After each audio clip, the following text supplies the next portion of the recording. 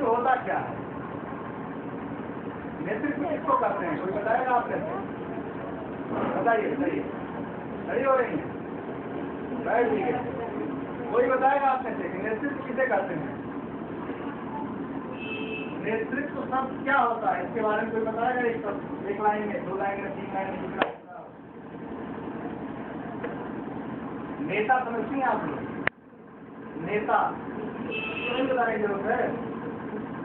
तो जो नेता के अंदर गुण होता है वो नेतृत्व क्षमता होती है, और जो नेतागिरी करता है वही नेतृत्व करता है।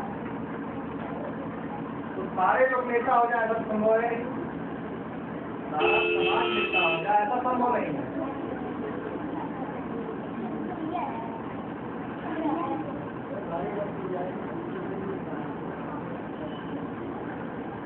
तो नेतृत्व क्षमता, लेकिन सबके अंदर नेतृत्व क्षमता होनी चाहिए। नेता नहीं सभी लोग बन सकते हैं, लेकिन नेतृत्व की जो क्षमता होती है वो सबके अंदर होनी चाहिए। क्योंकि जब तक आपके अंदर ये क्षमता नहीं रहेगी तब तक आप समाज में सर उठा के जी नहीं सकते हैं।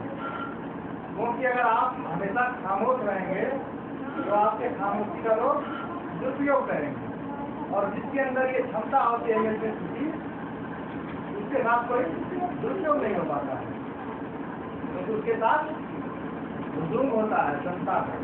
ठीक है, मेरे साथ अगर 100 लोग खड़े हों तो मेरे साथ कोई अत्याचार नहीं होगा, और मैं अकेला रहूँगा, कोई अत्याचार हो सकता है, कोई चौराहे में 2 थप्पड़ मारेगा मुझको, और मेरे अंदर ये क्षमता है, मैं 100 लोगों को इकट्ठा कर लूँ 5 मिनट में, किसी की हिम्मत नहीं हो हमें हाथ निकाल।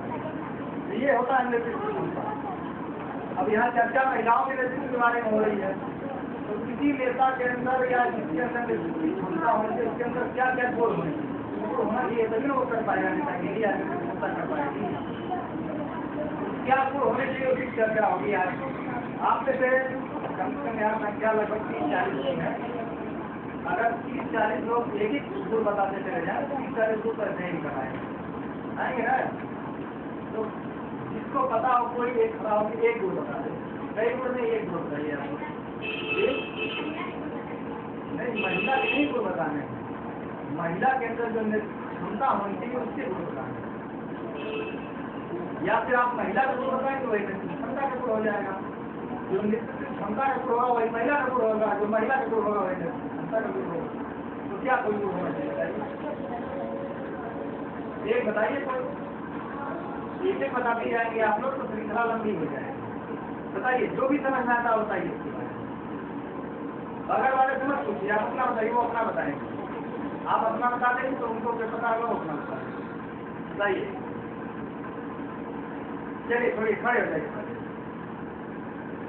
अपना नाम बताएं जी।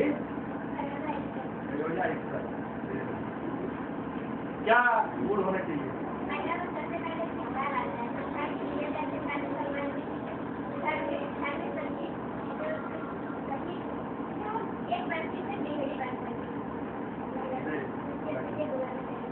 आपके कहने का तात्पर्य ये है कि महिला के अंदर ये गुण होना चाहिए कि वो अपने घर परिवार को अच्छे से चला सके, है ना? ये उसका कौशल होता है, गुण होता है कि वो अपने घर परिवार को अच्छे से चला सके। अगर वो अच्छी गृहिणी हो गई तो वही उसका गुण हो गया। ठीक है, अगला बताएं कोई। गुण सबको पता है, बता कोई नहीं रही है, यही कमी है। अगर आप बताती चली जाएंगी तो अपने आप तैयार होती चली जाएंगी। मैं 15-16 गिना दूंगा, लेकिन अगर आप गिनाएंगी तो तुरंत आपको याद हो जाएगा। देखिए, पढ़ने का सबसे अच्छा तरीका ये होता है कि 5 लोगों का ग्रुप बना के अगर पढ़ा जाए और एक दूसरे से पूछ के पढ़ा जाए तो वो पढ़ाई कभी भूलती नहीं है। आप लोग पता नहीं आपके दादा दादी नाना नानी आपको कहानियाँ सुनाते हैं या नहीं? हमारे दादा दादी नानी नानी कहानियाँ सुनाते थे। अब तो सारा समय टीवी और कंप्यूटर का हो गया, वो सब समय का अभाव है। जब हम लोग छोटे छोटे होते थे तो हम लोग कहानियाँ सुनाई जाती थी। हमारे दादा दादी मौला बुआ कोई ऐसे जो घर में होते थे जो कहानी सुनाते थे, और वो कहानी जो बचपन में हम लोग सुनते थे 5, 6, 7 साल की उम्र में, अभी भी 25-30 साल की उम्र में सबको याद रखती है। क्यों? क्योंकि जब भी आप किसी बात को आपस में चर्चा करके सुनते हैं तो वो सबसे बढ़िया तरीका होता है पढ़ाई करने का। आपको पता है कि पूरे उत्तर प्रदेश में सबसे अच्छे लड़के कहाँ तैयार होते हैं पढ़ाई के? कौन से जिले से सबसे ज्यादा लड़के अच्छी पढ़ाई करते हैं, ये पता है आपको? पूरे उत्तर प्रदेश में सबसे अच्छा जिला कौन सा है जहाँ लड़के पढ़ाई करके अच्छी तैयारी करते हैं? नहीं पता है? इलाहाबाद का नाम सुनिए आप लोग। इलाहाबाद में सबसे ज्यादा लड़के तैयारी करते हैं और सबसे ज्यादा वहाँ IAS बनते हैं। क्यों? क्योंकि इलाहाबाद एक ऐसा शहर है जहाँ कई हजार क्या लाखों की संख्या में लड़के यहाँ पे तैयारी करने के लिए जाते हैं। और एक एक कमरे में 5-5, 6-6, 10-10 लड़कों का ग्रुप रहता है जो आपस में कंबाइन चर्चा करता है। जैसे मुझको पता है A, सामने वाले को पता है B, तीसरे को पता है C, तो तीनों आपस में जब चर्चा करेंगे तो तीनों को ABC पता चल जाएगा। मान लीजिए मैं मैथ में अच्छा हूँ, बगल वाला फिजिक्स में अच्छा है, तीसरा केमिस्ट्री में अच्छा है। जब तीनों आपस में बैठ के पढ़ेंगे तो तीनों का मैथ, फिजिक्स, केमिस्ट्री अच्छा हो जाएगा। और आप अकेले अकेले पढ़ती हैं तो वो अकेला आपका एक ही सब्जेक्ट अच्छा है। तो ये ग्रुप का ये फायदा होता है। तो आप अगर आपस में बात करेंगी या एक दूसरे को साझेदार करेंगी तो उससे आपका ज्ञान तुरंत बढ़ता है। तो आप बताएं कोई गुण क्या होना चाहिए? एक तो आपने बता दिया अच्छी गृहिणी होना चाहिए, ये सबसे जरूरी गुण है महिलाओं के लिए। दूसरा कोई गुण बताएं आप लोग, बताएं। खड़ी हो, बताएं, खड़ी हो क्या बोले?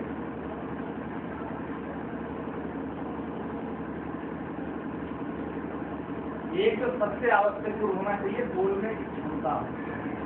यदि आप अपनी बात को बोल नहीं पाती हैं तो आप एक अच्छा नेतृत्व नहीं कर सकती, निकल सकती हैं। आपको सारी चीजों की जानकारी हो और आप किसी को नहीं बताती हो तो फिर वो आपका ज्ञान बेकार है। मान लीजिए आपको सारे प्रश्न के उत्तर आते हैं, आपने काफी एक भी नहीं लिखा, एग्जामिनर आपको कोई नंबर देगा? नहीं देगा। उसको क्या पता कि आपको पता है? जब आप लिखेंगे या बोलेंगे तभी सामने लोग पता चलेगा कि आपको जानकारी है। तो सबसे पहला गुण तो ये होना चाहिए कि आपके अंदर बोलने की क्षमता आनी चाहिए। 10 लोगों के बीच में, 100 लोगों के बीच में, 1000 लोगों के बीच में यदि आप अपनी बात को अच्छे तरीके से रखती हैं तो ये बहुत बड़ा गुण है। फिर आगे बढ़े और कोई गुण बताएं।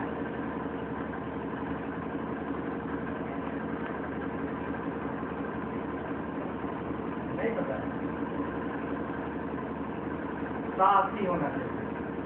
साहसी, किसी भी परिस्थिति से मुकाबला करने के लिए आपके अंदर साहस होना चाहिए। आप कहीं खड़ी हैं और आपके ऊपर खींचाकती कर दिया, आप यदि उसका उत्तर बहुत ही बोल्ड तरीके से देंगी तो उसकी हिम्मत से नहीं पड़ेगी आपसे बात करने की। और यदि आप डरी नहीं रहेंगी तो वो फिर दोबारा वो घटना घटेगी।